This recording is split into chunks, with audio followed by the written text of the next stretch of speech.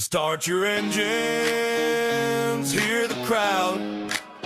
Talking racing now, we're revving loud. From Daytona nights to Talladega days, we're chasing rumors, hearing what they say. Pit crews hustle, tires burning fast. News and whispers, nothing's gonna pass. Talking racing now, we're hitting the track. NASCAR stories, no looking back. Engines roar and the fans all cheer. Every lap we're bringing the latest here. From rookie rides to legends known, victory lanes and dynasties grown. We'll spin the tales where speed's alive. Every week the racing vibes. Talking racing now, we're hitting the track. NASCAR stories, no looking back. Engines roar and the fans all cheer. Every lap we're bringing the latest here. Green flags flying, hear the sound. Talking racing now, the best show around.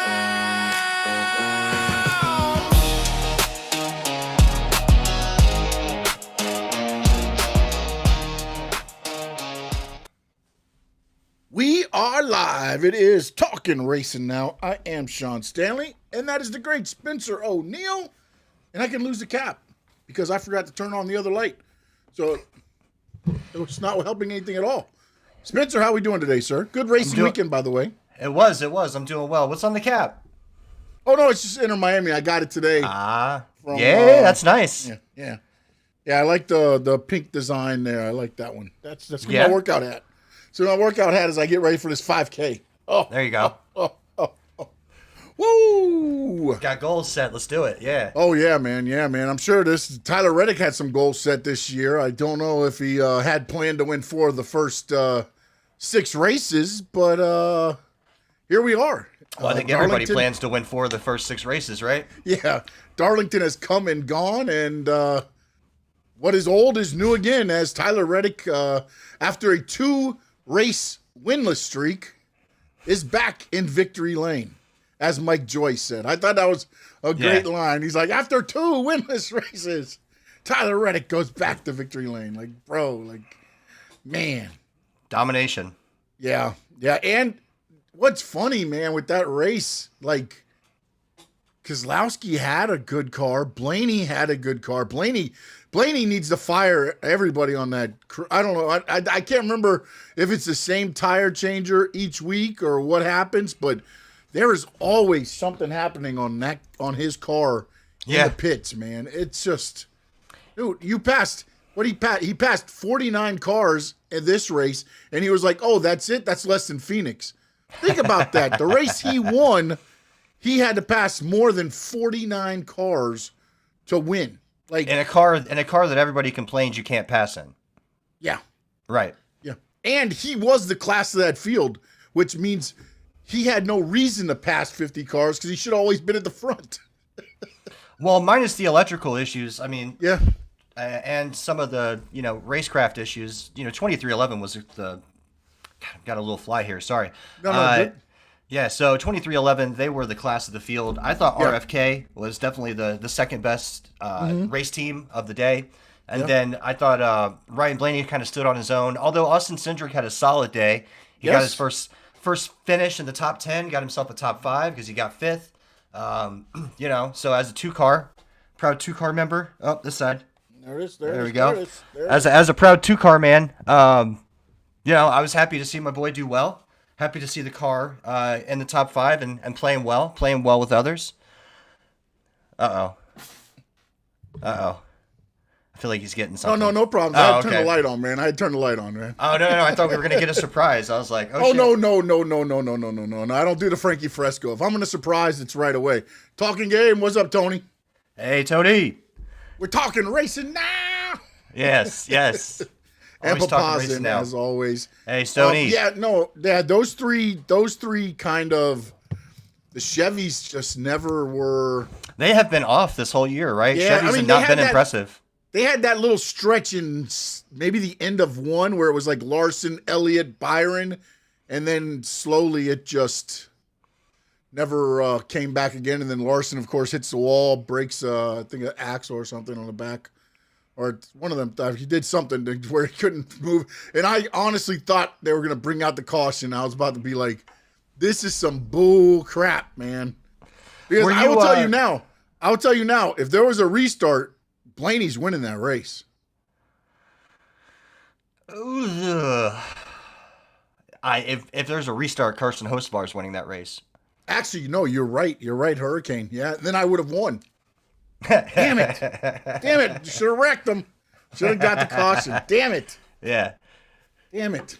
Yeah, no, Hocevar, I forgot. That's right. He came back up to, what, did he finish second or third? Fourth. He was fourth? Wait. Yeah, so it was. Or it might have got third. I thought he drove up to fourth, but he might be third. Reddick, Blaney.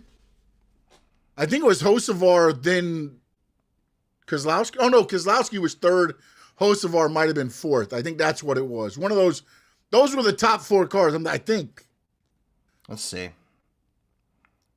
For some reason, I'm drawing a blank right now, and I did not write it down. And so all I have are like the top 16 here. Sorry, I got the Wi-Fi turned off, so I don't. Way to go, buddy. Yeah, way to go. Well, I was going with the signal from the universe, but that wasn't fast enough. The universal signal's not fast enough? What? Yeah, you got fourth. So we got Tyler Reddick first, Brad Keselowski second, Ryan Blaney third, Carson Hocevar fourth. I flipped Blaney up. I thought Blaney had got Keselowski. No. Oh, okay. Okay. All right. No, BK held on to a second. I was rooting for BK. I was hoping. Hoping he's going to hold on to it, but I want one of those guys to win, and it looks like it's going to be BK way before Kyle Busch. And I mean, man, dude, RCR is just bad. RCR's in a bad spot. Bad. It's 4 wins. It's 4 wins, Tony. Yeah, so he won the first 3 races. He's going to pass Michael Jordan this year in wins. He's going to win more champions than Jordan did championships this year. So let's say there's 36 races. If he wins 2/3 of the races, that's 24. Yeah, he could beat him. He's on pace to be higher than Jordan's number. Yeah. That's 23. Now. Not the championships. He's clearly going to. Championships are at the end of the year. Championships a while, but wins versus championships I'm talking about now. Oh, wins versus championships, easy. Yeah. I'm not doing apples to apples and oranges to oranges. There's no way. Oh, he's gonna have more than 6 wins this year. Yeah. But man, do you see the? Do you think he gets a Corey Haim style in the Truck Series last year? 10 type wins. That's what I want to know. Do you think he gets to double digits? Right now, that car. And even, look, Bubba got wrecked by his owner. Aaron Jones slowed down and took out everybody back there in that little thing there. But however you want to look at it, dude, Bubba was running well too. I mean, the 2311 cars, and Riley Herbst was actually running pretty well for a stretch during this race as well, man. Again, I don't know what the whole thing is right now, but the money's not split evenly. Yeah, so I would say that at this point in time, they're still in the process of figuring out how to distribute money. They haven't got that whole thing figured out just yet. No, the only thing they did was you keep your charters now, so you can borrow money against your charters. Before, the charters were basically really just a piece of paper. You couldn't do anything with. You just had it. You could, but it was hard, right? Because they were a short-term guarantee. Yes. But nobody wants a short-term guarantee that ends in 3 years or 4 years or 5 years or 6 years, depending on where you're at and the charter agreement, because they were 7-year charters. But it's hard to go up to an investment team and tell them, well, you can invest in this team, but in 7 years we don't know what's going to happen, right? And we don't know what the payout scheme is going to look like, and we don't necessarily trust NASCAR to be fair. So, we're still in the very beginning stages of figuring out how this whole money thing works. I don't think we've really seen a difference in the success of the race teams based on distribution of money because of the new charter agreements yet. I don't think we've gotten there. However, I do think that obviously teams with money perform better. Bigger teams perform better. 2311 is a legitimate team that's been around for 3-4 seasons now. They have a history of winning. They have a history of creating great race cars. They have a partnership with Joe Gibbs Racing because Denny Hamlin is a core member of Joe Gibbs Racing. And they've got the money to back it up with Michael Jordan, who just loves to see people win. So, with all that put together, I would say that the money that they have helps. And certainly they have the support of a great race team, great facilities. This year, one of the things we're seeing is that there is a new package in pretty much every racetrack, right? And we're getting more horsepower and more tire fall off. So everybody that's coming in, that came in this year, knew that was coming, and less downforce. Yes, less downforce, meaning that when you get in front of somebody, well, it has to do with keeping the car down in the back, but also it has to do with the air drafting, right? So when you block somebody from the front, it has less effect than it used to because I don't know. It just has less effect than it used to. Yeah. It would take the air off the car and slow down the other car more. And then right. But now because there's less downforce, because there's less downforce, there's more space underneath the car, so there's more air more room for the air to go, right? So it creates less of a problem. I'm not saying that air blocking doesn't still help. Of course it does, but it's less of an issue. So we do all these things with the anticipation of getting more of a racy race, more where people can actually pass each other. And we've got Blaney some of said. that. Blaney said, I was okay falling back this time at Darlington because I knew I could catch back up and pass them. Whereas I knew in 20 laps I'd see them again. Yeah. Yeah. Because before he would not have done that. Right. And that's an old school method, right? Like you can run really fast and you can try to get track position while you can, but if you don't take care of your equipment, you're going to fall off. And when you fall off, you're going to fall back, and you're going to fall back quick. Kyle Larson, Chase Elliott. Right. The Chevys basically, really, unfortunately. So at the end of the race, we saw Carson Hocevar put on a pair of scuffs that had like 6 or 7 laps on them with like 20, 25 laps left, and absolutely run through the field. Right? But he was able to go for it like that because he knew the race was ending. Yeah. He wasn't able to do that all day, and he was mired in the back in like 20th. But, he said, screw it, let's go for it, and, absolutely drove a missile through the field there. Yeah, through the field, yep. We heard a lot about it's hard to pass, we want it to be easier to pass. First off, that's part of Darlington. Darlington is hard to pass. That's part of what makes Darlington, right? It's essentially a 2-lane road. It's very thin. So you got the high lane and the low lane. Generally, you're trying to take care of your equipment on the high lane. You try to pass low. I mean, that's generally how it works. You can kind of mix them up a little bit, but that tends to be how it works. But it's hard to pass low. You got to drive in hard. It takes a lot out of the tire, and you kind of got to do a slide job up in front of them. So you got to drive in hard to the corner and then slide up the track and hope that you get enough so that you're in front of them. That's the pass at Darlington. That's how it works because unless you can somehow outrun them down the straightaway, but that doesn't necessarily work. You saw it at the end with Tyler Reddick when he got past. They were blocking. They were coming off the high. He had such a run. He was able to shoot down, and just nobody was catching him after that. Yep. To get by Keselowski, that last pass. I mean, he went by him, and it was over after that. Yeah. Man. Once it was was a over, 45 car that one lap into the race had problems with voltage. They didn't know how it was going to work out. Then they go in, they get the caution. They were able to get tires the one time, come back around, get a bigger battery in. And this is a driver, he had no cold suit on. No. Oh, he had a cold suit on, but that cold suit became a hot suit. Yeah, I'm sorry. Yeah, but the cold suit wasn't working. I'm sorry. Let me rephrase it. Because of the amps. He didn't, he cut them off, and, he powered through the whole day, man. And still somehow was the class of the field. Absolutely. I mean, and you look at it, you watch these guys, and again, this was another one of those races where there were a lot of issues on pit road, drivers and crews. You know what I mean? It wasn't just, I think, who was it? Was it McDowell or Hocevar? It felt like every time he went to pit road, he had a speeding penalty. I don't know if there was an issue with his timing or what. It was like, once again, McDowell on pit lane, and once again, it's being back to the back. Every restart, he was in the back. And again, when you restart, you're not only at the back of the field, you're back at the end of the longest line.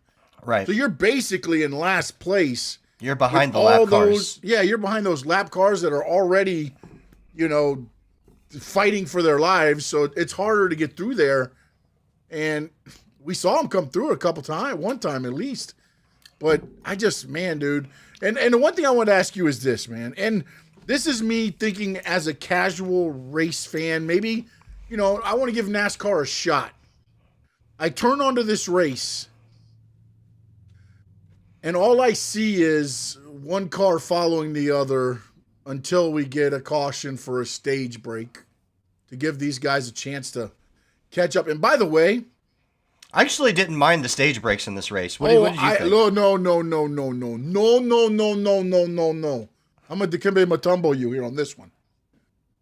To start the third, I think it was the third stage, you realized they didn't wave the green flag until the 11th lap. Yeah. They've been doing that shit. I've been telling you. I mean, what is going on here? Like, I told you, I noticed that when I was at the Daytona race. It's like, why is every caution at Daytona 6 or 7 laps? Is there a policy where they have to be a certain number before they... Right, like, and then, it was... So, you're running, I don't remember the number of laps, 299 or something, right? So, essentially you're running... by the way. 287, sure. So, if you're running about 10 laps of caution every stage... And you're I mean, that's 1, 2, so that's 20, right? You're almost 10% of the race is just Caution. Heaven forbid somebody wrecks. Well, there was very little wrecking this race. No, there wasn't. It was a pretty clean race. The only one was both of them were the car in front checked up, and the other cars weren't aware that they were checking up and ran out of space. Basically, Connor Zilic hit the back of Busher when he was coming into the pits, which he didn't signal or anything. He just thought, hey, now's a good time to try to... That was Tyler. That was Tyler. Tyler hit Busher. Was it Tyler Reddick? Tyler hit Busher, you're right. yeah. It was the 45. That's right. Yeah, because he was working on... Right. He was working his way up to the front. Connor. He was working Sorry. He was working on that ass whooping. Yeah. He was coming. He had a run, and Busher was like, oh, now's the time to go get tires, and... Buddy, come on. It's not. Yeah. That's how I feel on 826 sometimes when everybody's cutting all the way across from the other side, trying to get there. And then the other one was, I don't know what happened with Eric Jones, but it looked like Denny just kind of ran him over. But then when they did the replay, you could hear Eric Jones lift off for some reason. And then Denny was right there. And then to try to get out of him spinning up, they went up and him and Bubba got together. And I know. He took out his own team. Yeah, I know, man. That's got to be like one of the worst feelings, right? Like, oh, sorry, Bubba. Yeah, sorry, Bub. My fault. And then to look at when you looked at it to begin with, you thought Hamlin was the cause of it. Yeah. I mean, even Boyer and Harvick were like, Hamlin just ran him over, and then they listened to the thing. They're like, wait, he lifted off. Why did you slow it down for it? Yeah. Why are you slowing down out of nowhere?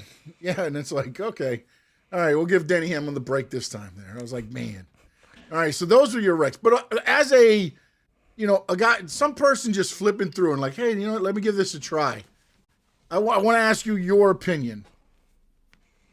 Would you think that, because for me, I would think they're not tuning back in.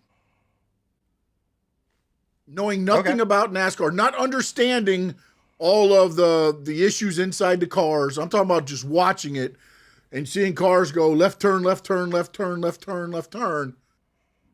I don't know that they tune back in. If I don't think this race would catch their attention, I guess is my thing. Okay.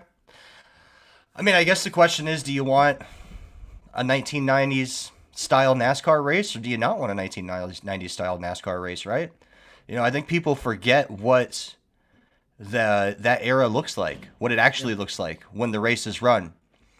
Everybody says they want a race that looks like a 1990 styles race until they get a Jeff Gordon-sized ass whooping or a Dale Earnhardt-sized ass whooping where he's running away all day and nobody can catch up with him. Everybody says they want it, but they forget what it looks like. They forget what Daytona looks like when it's not 3 wide for a massive pack of 3 wide for 40 cars 3 wide for 2/3 of the race. They forget what Daytona looks like when it's, oh shit, the leader's really fast and we got to get single file behind him for 60-70% of the race in order just to hold on. Like, people forget what that looks like. And what it looks like is what we just saw at Darlington. It looks like the best car getting out front and running away. And the best car getting out front, running away, taking care of their equipment because they're the most skilled, and continuing to run away when everyone else has fall off. That's what it looks like. So I think we got essentially what they were asking for, right? Like you want the 90s, you got the 90s. This is what it looks like. You don't want that, I don't know what you want. You know, here's the thing. I think the easy thing for all this is, and I've said it since the thing, and I know it's never going to happen, or at least it won't happen this year. I doubt they do it next year. If you stop throwing the yellows at the stages, to be honest, Tyler Reddick doesn't get the opportunity to do what he did. Because during the stage break is when he came in, he got the tires, and then he came back around on the second time and got the battery in. Oh, as far as the battery, yeah. And then he goes to the back of the end of because again, your stages, you're just going to the back of the end. We know what our car can do. We just got to make sure our car can stay out there. Yeah, and then he had to reset to like 22nd or something. Yeah, but that's nothing for that car. That car was a class of field in practice and qualifying. He hits the wall and still takes the pole. Well, everybody hits the wall at Darlington. True, but I mean, he whacked it and got better. But no, that was Denny. Denny whacked it and got better. Yeah, that's true. That was some weird shit. In the race, yeah. Yes, in the race, yeah.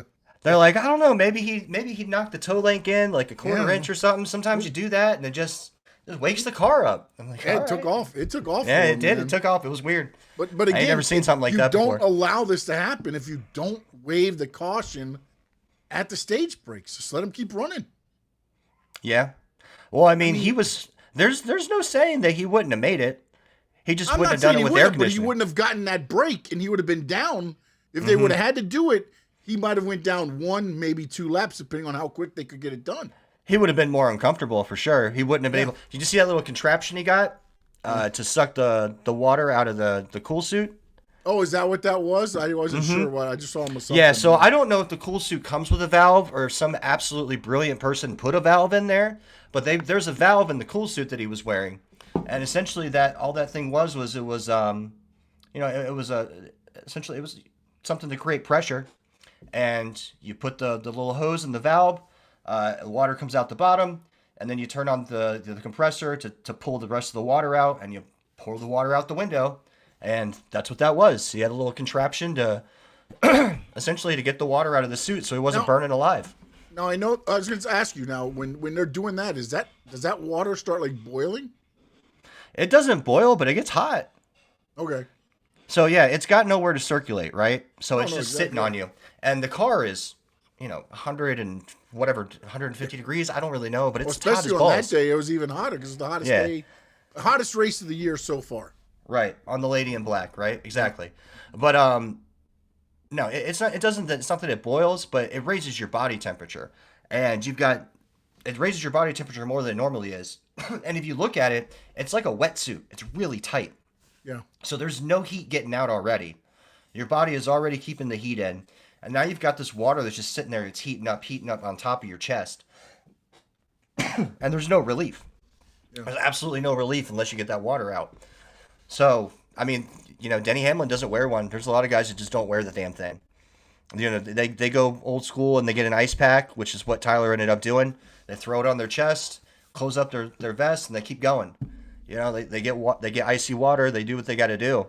They don't bother with the thing because, we say it doesn't malfunction very often, but it seems to malfunction a lot. Yeah. All right. So this race is over. NASCAR did not put out their as of when I was looking for it. It may be out now, but it was not out as of the time I was. So I went off of another. Hopefully this is accurate. So right now, here's where we sit. Tyler Reddick has a 95-point lead over Ryan Blaney, 120 over Bubba Wallace, 122 over Hamlin, and 5th is Chase Elliott. Joey Logano dropped all the way down to 16. I mean, I guess it's not that far of a drop. What an absolutely terrible setup, huh? I mean, the guy just had absolutely no chance. Absolutely no chance. 11th, It was they were 11th to 16th. They were complete garbage. Yeah, but I don't understand, man. Like, He was at the How back are- the whole race. but how are they that? And the same thing with Kyle Busch. Like, how are the cars set up that bad?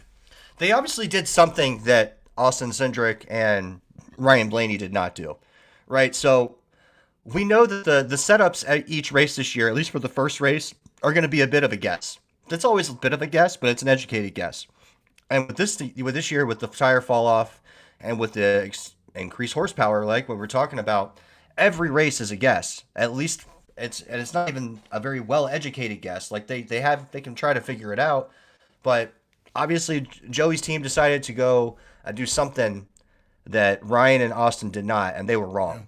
Yeah, they were. They were wrong. There's nothing else to say about it. Whoever made that choice was wrong. And Blaney and Cindric got a third and a fifth, and he was just slow. Molasses out there. Absolutely molasses. Oh, it was terrible. Mm-hmm. It was just like he was just on a Sunday drive, and everybody's going by him. Yeah. Daniel Suarez had another good run, I thought. Hocevar sneaks up in there. I'm trying to see where he was at before. Oh, he was 15th before, so now he's moved up a couple spots to 13th. And but yeah, Shane SVG still up there, man, dude. Just keep trucking, buddy. Keep going, man. I mean, just keep getting better, and then it looks good there on that. SVG finished surprises, I guess, for you? In the mid-teens, right? 15. Oh, I think he finished mid-teens. Yeah. 15, something like that. I'm not sure. He's 15th in points right now, so Let's see.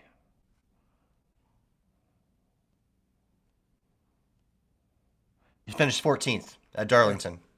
Damn. Right? not terrible. No, not terrible at all. That's respectable. I mean, for where he's, again, man, I know he's a world-class driver, but he's not used to driving, this vehicle and that, and he's picking it up real quick, man. And I just, and again, now they've changed things on him too. So the car he was driving last year is handling different this year. So, Right. But, man, I think, The hell of a race car driver. He is. And you watch it all. And the other thing I wanted to talk about was this average finish in 2026. Don't cheat, Spencer. Oh, you mean the thing you sent me already? I won't pull it up. I'll see what I can remember. Who do you though. think is number one? Tyler Reddick. All right. Number two. Ryan Blaney. Number three.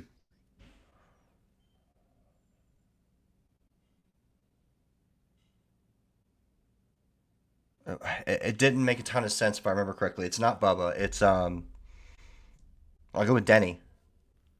All right. And then number four. I'm not telling you right or wrong yet. So I think 4 was Bubba. and now I will show you. You got Tyler Reddick right. Ooh, good lord. Yeah, Chase Elliott, Mr. Consistency, okay. Yeah. Blaney was up there. And Brad Keselowski, yeah, I did not get that one. Not even close. No, I didn't. I mean, but again, the problem with Denny Hamlin and some of those other guys is they were wrecked out of both the big races and finished like 35th and 34th. And Right. so you're never going to get up that good after, right away. As the races go, I think this will change a lot. But, like, I'm looking at Tyler, like, average finish is 4th, man. Think of this. And I know for a fact, one of the races he was 15th. So think about the other races that he's only lost 2. So the one he was 15th, and the other one, his average is 4th right now, man. 4 races or 6 races in. That's crazy. The average finish is 4th right now. Yeah. Well, I mean, he got first in 4 of them. Yeah. That's going to help your average. That's definitely going to help your average. So that means he probably got, what, like 10th in 2 of them? Top 10 at least. Yeah, well, he was 15th in the one, so he must have been like a top 5, I'm guessing. Yeah. Actually, yeah. He had to be like top 5 in the other one. Actually, I think he was because I think I had him, and he got me a 5-pointer that one time. So, all right. So we had 6 races. That's 4. 4 times 6 is 24.17. So we'll call it 25. 4 because 1 times 4 is 4. So you got 21. So if you got a 15th, then his other finish was like 6th. Yeah. Yeah. Sorry, I just mathed that out. No, that was good stuff right there, man. Yeah, Wow. yeah. Insightful, buddy. Insightful. I was really good at like third grade math. Yeah. Yeah, I mean that was crazy how you did that. I was like, wow. I was wondering where you were going with it at first. I'm like, what? I was mathing it out. Sorry, I was yeah, no, I it. got it as you did it. But I do, man. Chase Elliott has been so consistent at 10.3, but then Ryan Blaney's 10.8, and I think about it, and we talked a little bit about it earlier. That dude's got no support. Yeah, hop in the chat. Tell me if you like that math. I can do more of that. Come on, hop in the chat. Oh, anyways, here we go. I don't no. Hear what they say about you. Yeah, could hurt our feelings. What were you saying? I'm sorry. No, just that Ryan Blaney. I mean, if he probably could have another win. I honestly think if they don't put him if Tyler Reddick wasn't so good, yeah, he'd have another win. No, I think that would have been a better race if he doesn't go all the way to the back twice. Yeah, absolutely. I mean, but I still think Tyler Reddick wins. Maybe.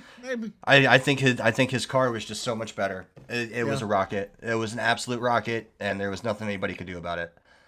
Gotta remember. I mean, I know Blaney went to the back twice. Reddick went to the back once. So it's not like he didn't have to pass.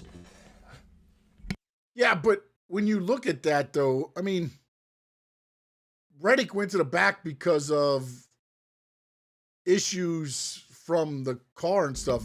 The battery. Ryan Blaney's to the back because of just bad pit stops, man. Like, I don't understand. Like, how is that team so bad at pitting? Are they great during the week and they just can't perform under pressure? Like, something's got to give in this thing. Like, honestly, man, if Logano's going to drive in the back all day, give him Blaney's and send Logano's crew over to Blaney, man.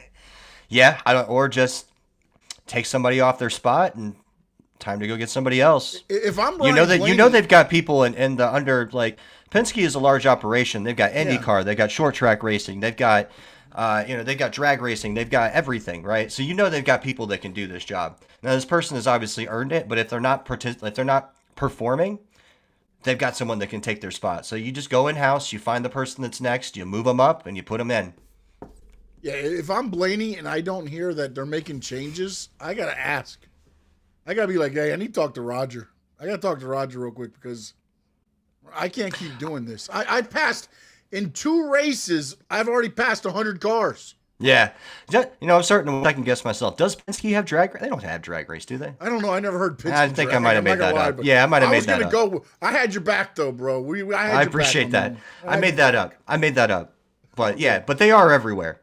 Yeah, no, they right. I'm sure they got that dirt track. What's that stuff Jimmy Johnson's doing now? What's that? That road, the Diamond or something? I don't know. Diamond racing. I don't know. I got to find out. That sounds cool. Yeah, he flipped over and he was racing on the sand in the desert and he flipped. Is this something you can see on Flow? Yeah. It was on Flow. All right, I'll have to look for it. Yeah. You got me into that. I started checking that out. I'm telling you, man, you start seeing like, and then you start hearing names and you're like, oh, I heard that guy in ARCA. Oh, I heard that guy doing that. I'm like, oh, okay, all right, cool. And then you start getting into the dirts.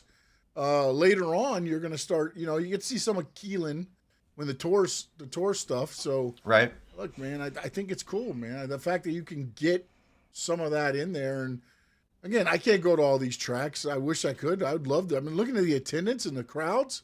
Yeah, like, man, this looks like a good time. Although there's a lot of dead time. It seems like too, though, in between races. Sometimes it's like, well, they get back to the racing here. What are we doing?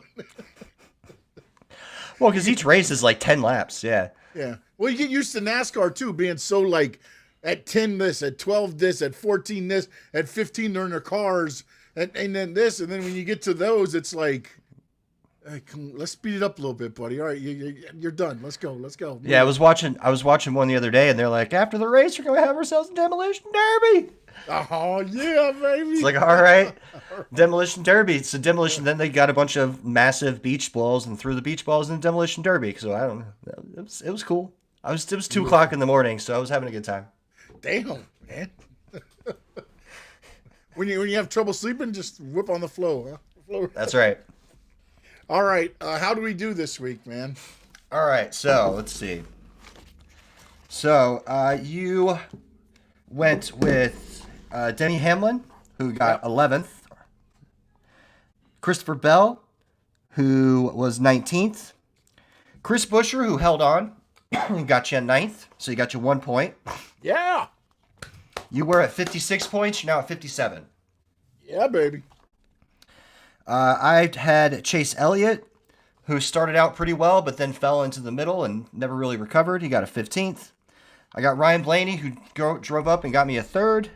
And Chase Briscoe, who I thought was going to hold on to to a top 10 there, but fell back to 12th. So I got 5 points with Ryan Blaney as the top 5.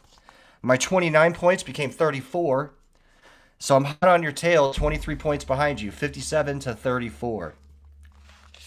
Yeah, I mean, I had to take a break. I can't win them all. I'm hoping to go back to my winning ways. Hopefully, where are they at? Martinsville this week? That's right. We're doing the paperclip.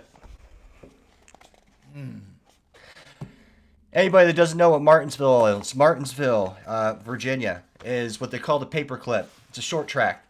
Doesn't get very fast. It's super congested, and it's all about controlling your equipment and trying not to get too smashed up. But these cars are good for getting smashed up, so it makes for a good race. Essentially, it's pretty short on the straightaways. They speed up, but then they down throttle, get into the corner. You get into the corner tight because you don't want anybody else getting underneath you, because that's the only place to pass. It's counterintuitive, but you pass in the straightaway, going into the corner, getting underneath them, and then you go through underneath them. You force them outside, and if you're forced outside, you want to get back inside as quickly as you can, because the longer you're outside, the more spots you're going to lose, because people are on top of each other the whole race. And that's how it works. That's Martinsville. So more horsepower, tire fall off. That'll be interesting. I'm interested to see how that works. This is going to be a very interesting race, and I think there's going to be a lot of fractured egos at the end of this race.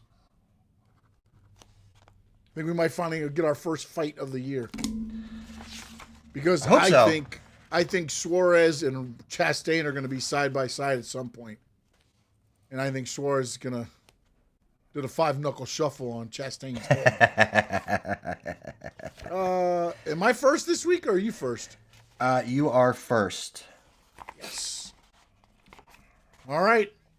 I'm going with the Penske guy. He might not have won this race. Ryan Blaney, baby. Give me Ryan Blaney. All right. I'm going with the winner of 3 out of the last 6. I know the Chevys have not done well, but I'm going to put some faith on a little consistency. Give me William Byron. It's 11 versus the world every time for me. I got Denny Hamlin, baby. Also a recent winner of this race. He won the spring race last year. Another grandfather clock, baby. Make it happen. Yeah. You know what? He's hot. Why not? I haven't picked him yet, and he's won 4 damn races. So give me Tyler Reddick. I knew you were going to go with him as 1 or 2 because what your comment was to me yesterday. I can't believe neither of us went with Reddick. Somebody's got to choose the damn guy. It's been 4 damn races, and nobody's picked him when he wins. We picked him when he didn't win. I like your idea with the Chevys. So my number 3 pick is usually my crazy out of the thing, but this one not so crazy. Kyle Larson. Yep. No. Well, Kyle Larson is also a recent winner. He won spring 2023. Yep. So, the only other relatively recent winner left that I'd like to has not done well recently, and he has let me down every time I pick him. But I'm going to do it again. Give me Christopher Bell.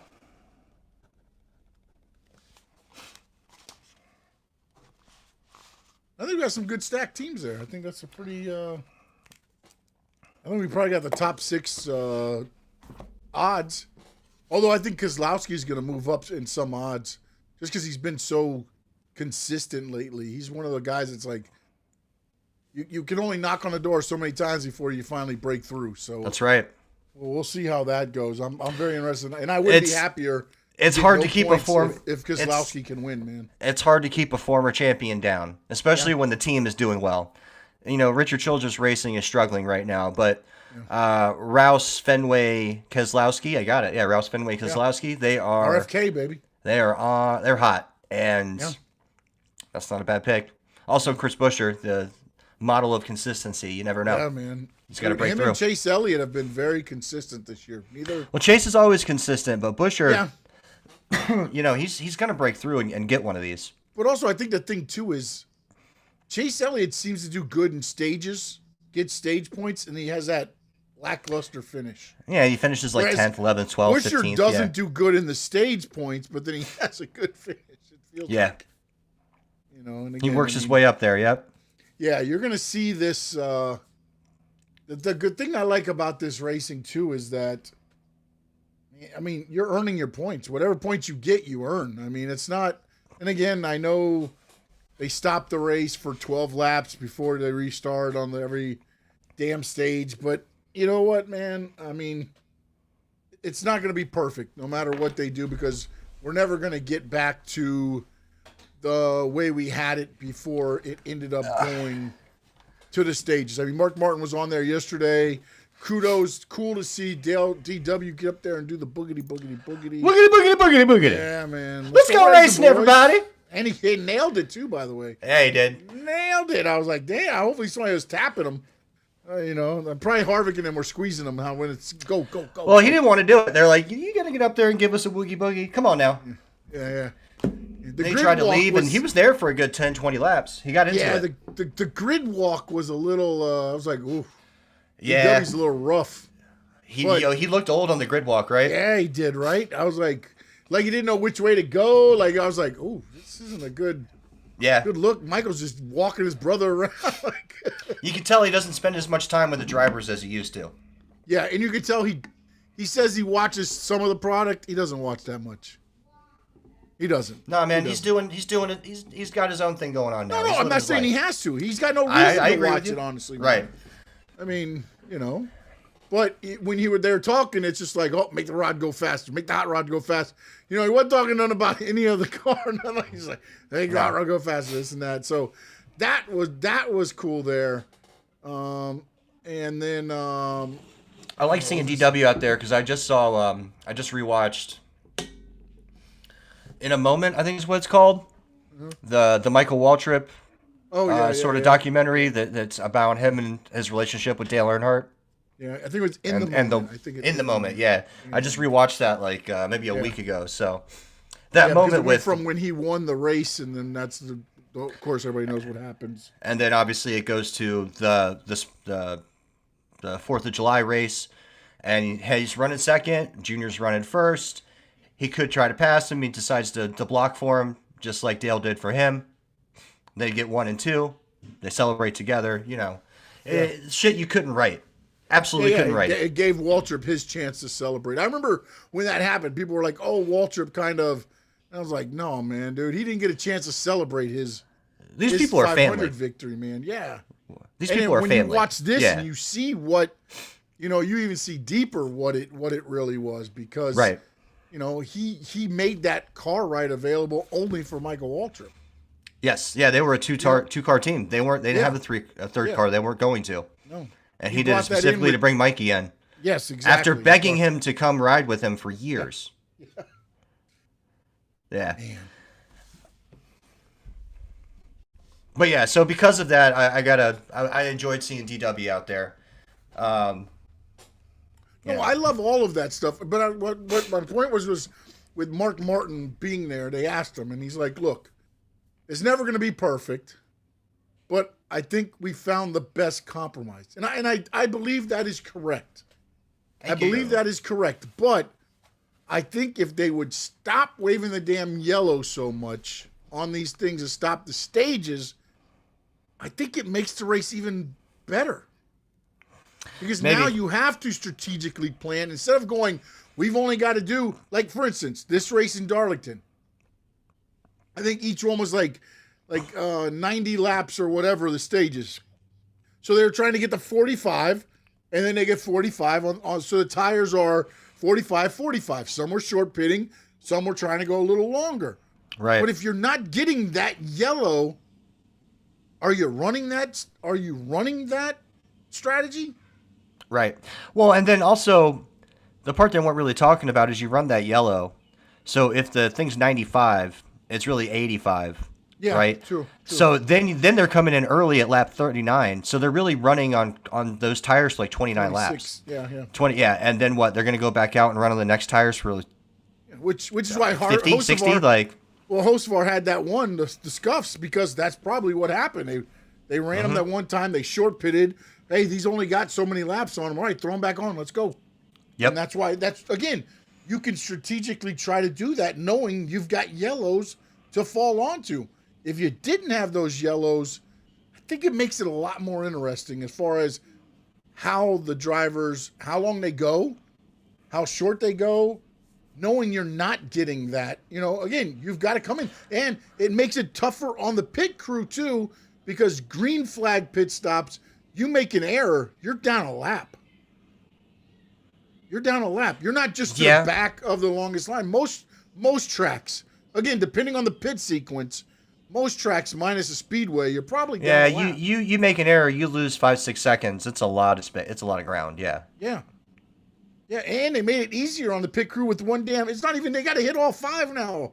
It's just joop, joop, joop, and we saw it last night. Actually, but Blaney was saved one time because his wheel, and he had to stop in damn Cindric's box. Mm-hmm. And my boys were ready too. They were ready too, weren't they? Well, no, they were ready. They were ready. He had to stop so Cindric could pull out so he could pull in. Yeah. Well, it actually turned out pretty well. The timing was pretty good. Perfect. But no, it was good. But it's like, but again, you can do that on a yellow when you know you're not really going to lose a lot. I know when they do that now, they go back to the longest line or whatever. So there's a penalty there. But like, just stop waving the yellow and stop in the flag. I think that it would be the answer. Can I play devil's advocate for a minute? Go ahead. All right. So in this race specifically, right? I felt like the long runs were pretty long because we had very limited cautions. People didn't like seeing cars run away from other cars, right? They didn't like it. Apparently, that's part of people that are complaining about the race. They didn't like the fact that it wasn't, it's hard to pass as Darlington, and people were running away. Like I said, you want a race, you want a 90 styles race, you got a Jeff Gordon style ass whooping. That's what happens. If it's no stage breaks, doesn't Tyler Reddick just run away further?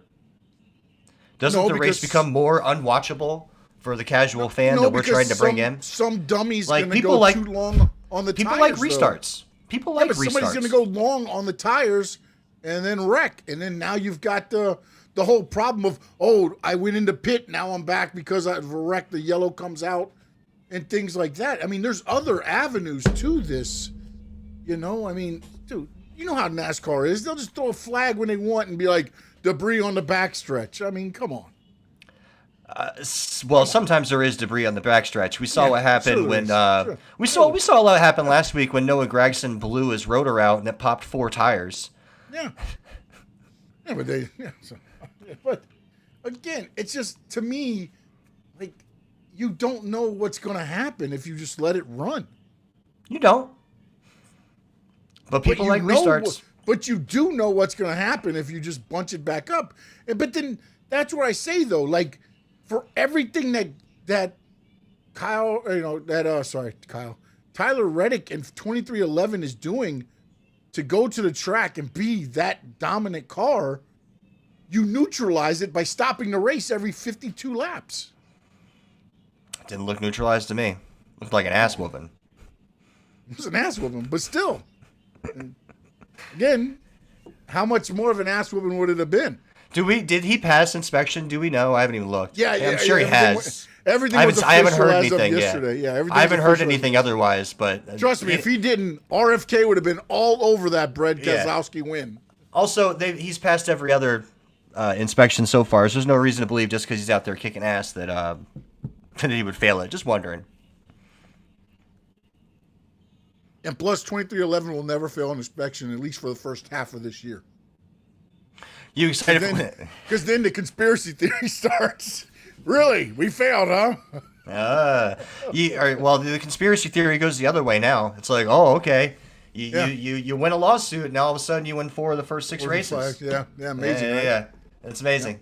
It's not that Tyler Reddick's an absolutely incredible race car driver. The 2311 is an incredibly well-run team.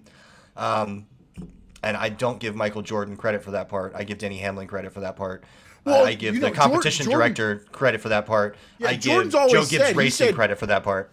What Jordan said but is... But Jordan does his job well. Jordan does his job well. Yeah, he said, Hamlin comes to me for the money. And I say, what does this money do? And he says, Hamlin explains it to me like I'm a school kid. Yep. And then I'm like, okay. Boom. But he wants to know what we're doing here. And again, I think that is what an owner should do for what Michael Jordan... Again, Michael Jordan's Isn't the money. that kind of exciting, though? So... Dude, did you see what he brought to that race? People are following him. I mean, kids are like, I just high-fived Michael Jordan. Oh, no, wait. He's not going to be the last one. He's not going to be the last one. That's the exciting part. The kid was wearing a LeBron shirt, and he's like, oh, I hope he doesn't get mad I'm wearing LeBron. But that's what's coming to the sport. That's the exciting part, right? So, like, we got a taste of what comes with Michael Jordan as an investor. Mm-hmm. And he didn't come with a guarantee. You know, now we have this guaranteed a guarantee for that the teams are going to exist. You know, they're going to stay, and they have this thing that has value that you can actually invest in. Yeah, well, that's the thing, though. You needed to have the outside eyes to kind of see something new because everything was just the same in NASCAR. It was Gibbs, it was Hendricks, it was Penske, it was all these guys that just like put the paper in front of them and they sign it and go on their way. Whereas Jordan was like, wait, why the hell am I? What? No. And traditionally, we've had wealthy car owners who have been able to run larger teams have success, right? You've had your Hendricks, you've had your Roush in the past, although they've kind of fallen off, but hopefully they're coming back with RFK. You had your Gibbs, you got your Penske, and then everybody else is like 1, maybe 2 car teams. We're starting to see some bigger teams. But imagine what's going to happen when somebody comes to Spire and is like, all right, I want to invest in this. Or when somebody comes to Trackhouse. Like, those 2 teams are obviously the first 2, in my mind, that are open for major investment. Yeah, but there's something going on with Trackhouse, dude. Can we just discuss this for a minute? Yeah, there's poison in the water. Something somewhere in there with what Daniel Suarez said, with what Ross Chastain is kind of like, they're like destroying from the inside out. Yeah, no, there's poison in the water. I told you, I don't think Connor Zilic is going to be there after this year. Dude, I know Trackhouse brought him up, but I can't see him staying there. Although I don't know if he's going to get another ride without staying there after this performance he put up. Remember, what's up, Adrian? Too, though, Pitbull was an investor, and then he got his money back and he got out. Mm-hmm. And I always wondered that. I was like, wait, was he just an investor for the Daytona race? Like, he was there, and then all of a sudden he was gone. And then, but Trackhouse was doing good. It looked like they were a thriving team. Right. Then, middle of last year, again, Daniel Suarez contract was coming up, and everybody.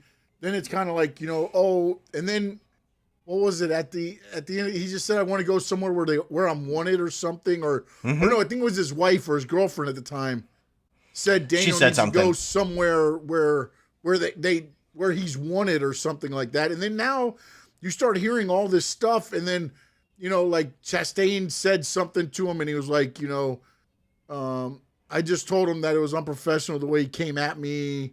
And he said something about what was going on last. He told him, "Go the fuck away. You were fired. Go away." Is that what he said?